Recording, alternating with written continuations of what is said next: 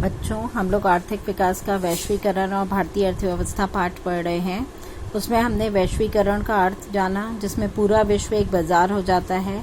आइए आज हम लोग जो है वैश्वीकरण को संभव बनाने वाले कारकों के बारे में पढ़ते हैं। मतलब कौन कौन से ऐसे कारक हैं जो कि वैश्वीकरण को संभव बनाते हैं।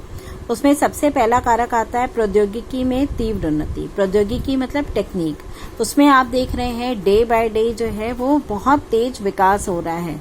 प्रौद्योगिकी की उन्नति ने वैश्वीकरण की प्रक्रिया को उत्प्रेरित कर दिया। इस कारण लंबी दूरियों तक वस्तुओं और आपूर्तियों संभव है।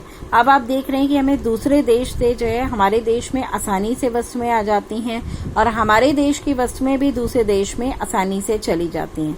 ये सब प्रौद्योगिकी के कारण संभव हुआ है।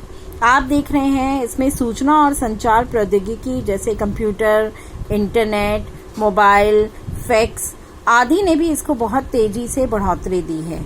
अब जीवन के प्रत्येक क्षेत्र में कंप्यूटर का प्रवेश हो गया है। अब आप देख रहे हैं कि लोग ऑनलाइन खरीदारी कर लेते हैं। आपको कहीं जाने की जरूरत ही नहीं है। आप दूसरे देशों से भी सामान मंगा सकते हैं, दूसरे शहरों से भी सामान मंगवा सकते हैं। अब पूरा विश्व एक बाजार बन गया है और इसको बाजार बनाने में वैश्वीकरण का प्रौद्योगिकी का बहुत बड़ा हाथ है। अब हम लोग जो है दूसरा देखते हैं व्यापार और निवेश नीतियों का उदारीकरण। आप ये देखते हैं कि जैसी सरकार की नीति होती है वैसा ही व्यापार होता है। हमारा देश जब 1947 में स्वतंत्र हुआ था, अभी हमारे देश का आर्थिक विकास नहीं हुआ था, तो हमारे देश की सरकार जो नई सरकार बनी थी उसने विदेशी व्यापार और विदेशी निवेश पे बहुत सारे प्रतिबंध लगा दिए थे, क्योंकि हमें अपने देश के उद्योगों को बढ़ाना था। अगर बाहर से आने वाले वो लोग सस्ता माल हमें बेच देते तो हमारे देश के उद्योग तो कभी नहीं पनप पाते। तो किसी भी देश में विदेशी व्यापार वहाँ की सरकारी नीतियों पर निर्भर करता है। सरकार यदि व्यापार को कम करना चाहती है, अर्थात ये चाहती है कि बाहर से कम वस्तुएं देश में आए, तो वो अपने उद्योगों को ही संरक्षण देना चाहती है। तो ऐसे में वो एक आयात कर, इंपोर्ट ड्यूटी लगा देती है। मतलब बाहर से आने वाले सामान पर बहुत अधिक मात्रा में टैक्स लग जाता है, जिससे बाहर से आने वाला सामान महंगा हो जाता है। इसकी अधिक कीमत देनी पड़ती है। इससे क्या होता है कि लोग वो सामान कम मंगवाते हैं और महंगा होने के कारण यहाँ के लोग भी कम खरीदते हैं। इसे व्यापार अवरोधक या ट्रेड रेस्ट्रिक्शन कहा जाता है। इसका फायदा ये होता है कि लोग जो है वो अपने देश का ही सामान खरीदते हैं और महंगा होने के कारण बाहर का सामान नहीं खरीदते हैं, जिससे हमारे यहाँ के उद्योगों का विकास होता है।